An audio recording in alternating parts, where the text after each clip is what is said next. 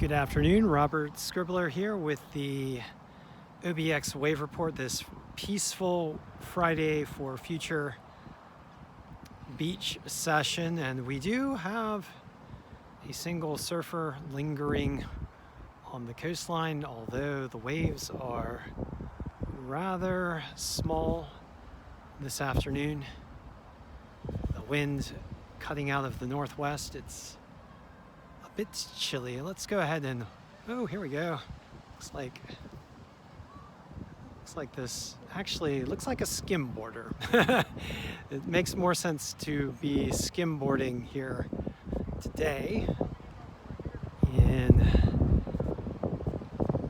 the small waves. Shore break here, and we've got he's reading the waves. He's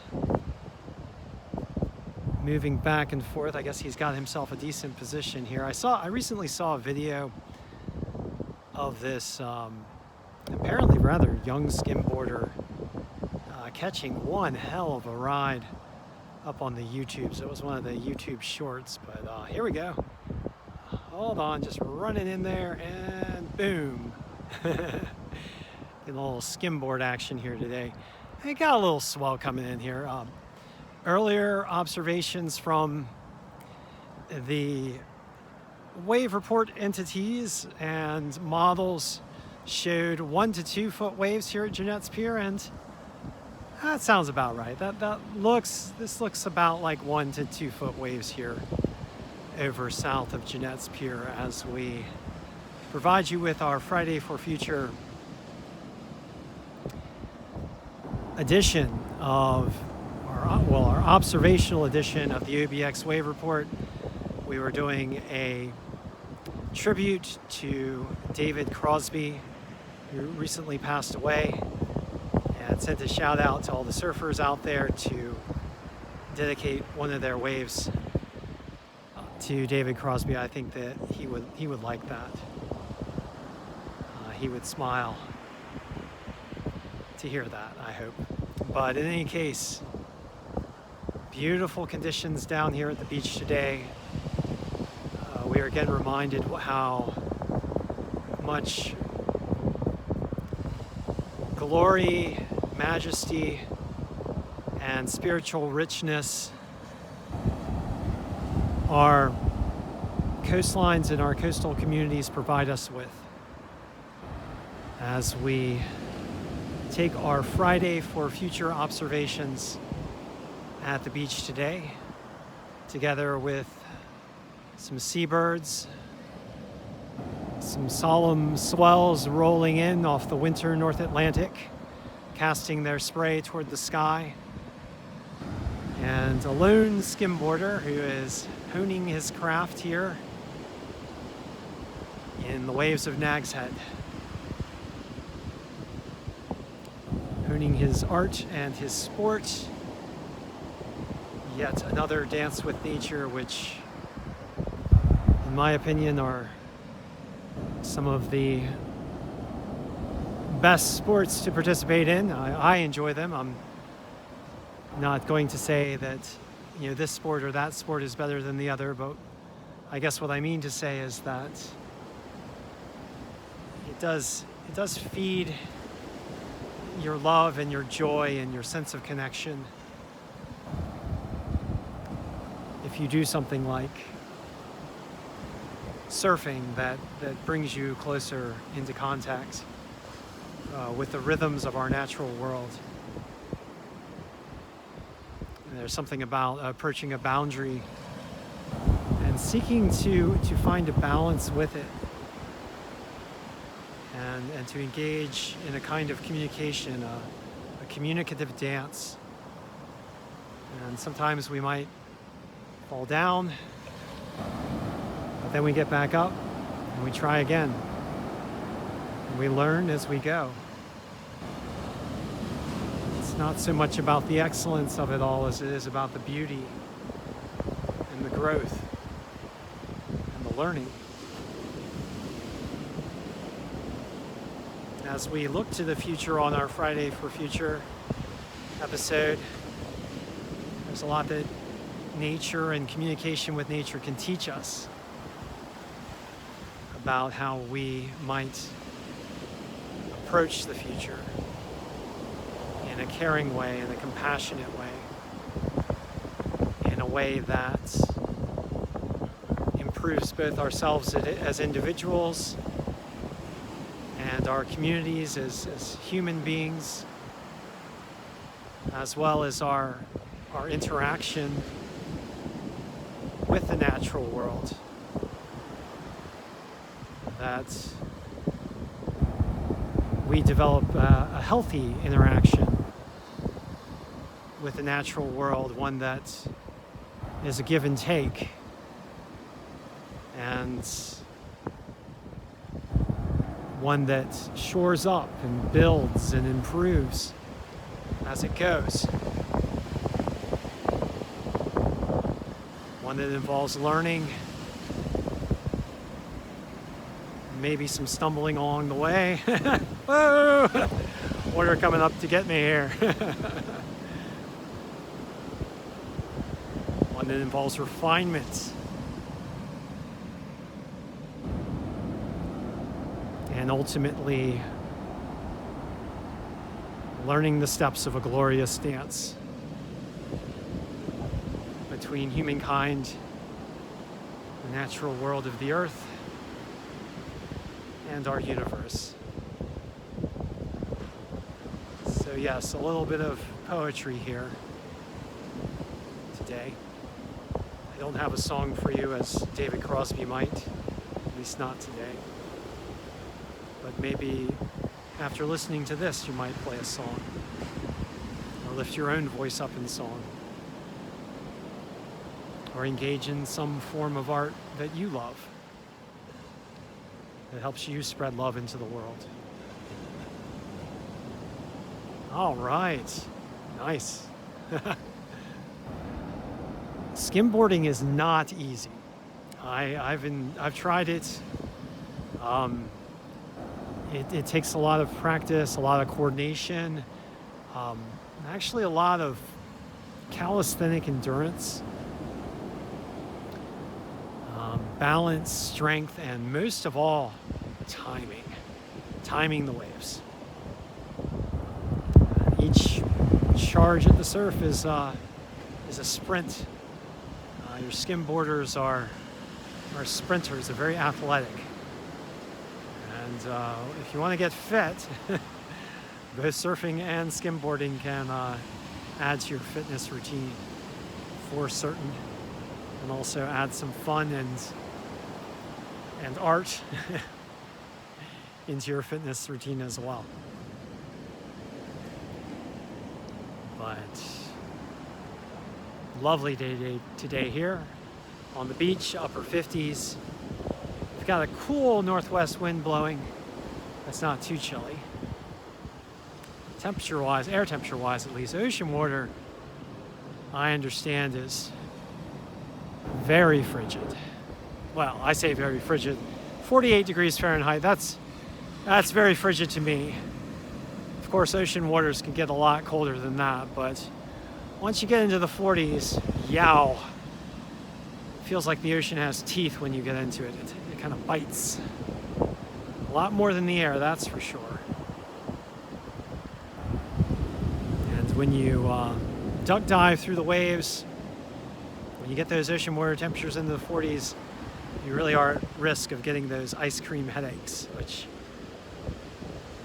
can knock you back a bit as you're trying to paddle out through the surf. Ah, it's so peaceful, so refreshing. I'm so glad you guys are all here with me today. It's always better to share the beach, the ocean. It's always better to share in the joy of spending time at the beach.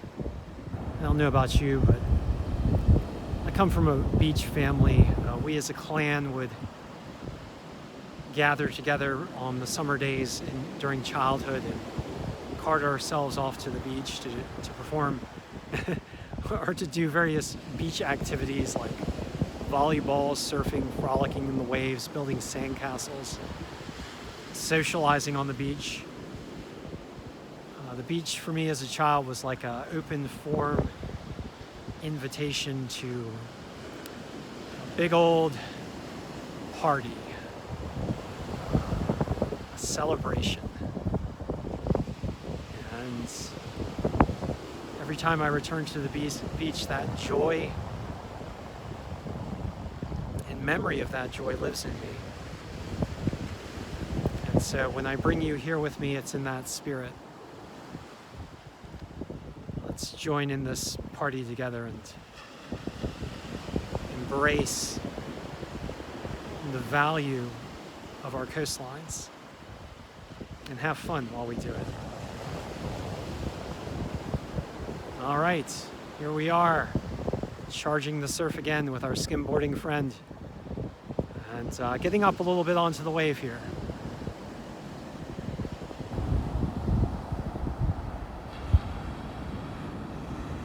When it comes to surfing and skimboarding, it really is a process of trial and error, of trying something and failing, and then learning what doesn't work and learning what works.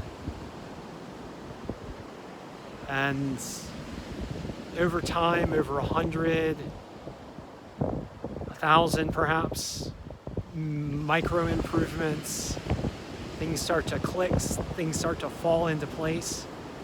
I don't know, I've had friends and family members that wanted to learn how to surf, and some of them been able to teach them how to surf. Some of them set aside surfing, and one of the things I say is you just got to be willing to fall off. You got to be willing to take a fall, to not be perfect the first time, or not to be a super fast learner. There's all kinds of things that you can do to speed up your learning process as a surfer, but I've never run into anybody that just got it right off the bat. I myself spent an entire summer falling off a surfboard before I felt like I had any level of skill to it. And surfing is one of those things that you can learn and improve all your life. It's not something that is really is fixed. It's something that you can grow throughout your experience as a surfer and throughout your lifetime as a surfer. And it's one of the things that is very alluring to me. It's both a challenge and something that invites you to a wide open field of never-ending improvement and refinement. And I think that that's a really apt metaphor for our focus on Friday for Future as we confront the challenges before us that may seem scary, that come at us like giant waves in the ocean, that we may feel that threaten to overwhelm us, but that we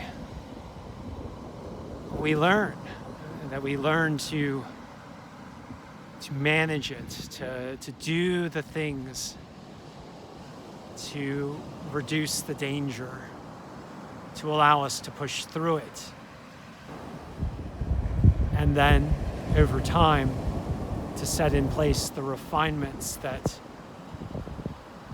give us that balance and that dance that we seek.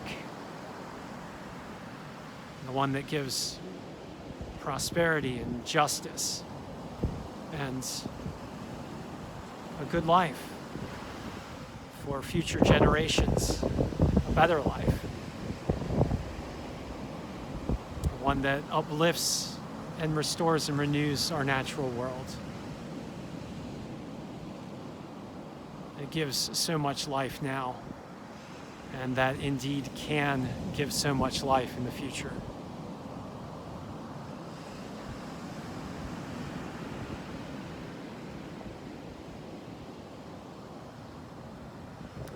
Thank you for joining me for the OBX Wave Report today on this Friday for Future beach meditation as we remember the life and love of David Crosby, as we look forward to our future journeys to the beach and to getting out into the surf, as we get in touch with our world, as we observe the weather and the climate, and as we refine our art and our athleticism. So thank you for joining me, and please do everything you can to protect our beautiful coastlines, to invigorate and vitalize our natural world, and to speed the transition to clean energy, which for us will be our pop-up, our standing up to act on climate and to begin to balance a sustainable future. So thank you for joining me.